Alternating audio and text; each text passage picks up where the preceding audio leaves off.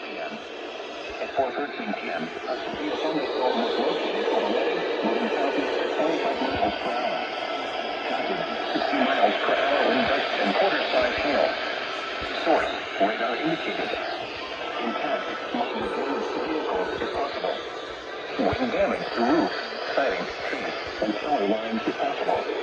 Locations impacted include Reading, Wyomissing, Birdsboro, City Springs, Lawndale, New Morgan, Spring Lake, Shillington, West Reading, Mount Penn, Morton, Inwood, St. Lawrence, Wyomissing Hills, West Lawn, Lawrence, Recent, and A. Martin, Whitfield, and West Wyomissing. This includes the following highways: Pennsylvania Turnpike between mile markers 396 and 289. 176 in Pennsylvania between mile markers 1 and 11. 413 northward Virginia wind on the lowest floor of a building. To report severe weather, contact the nearest law enforcement agency. You will send your report to the National Level Service Office in Mount Holly, New Jersey. Repeating, a severe thunderstorm warning has been issued from Fort Lauderdale for the following counties: Pennsylvania,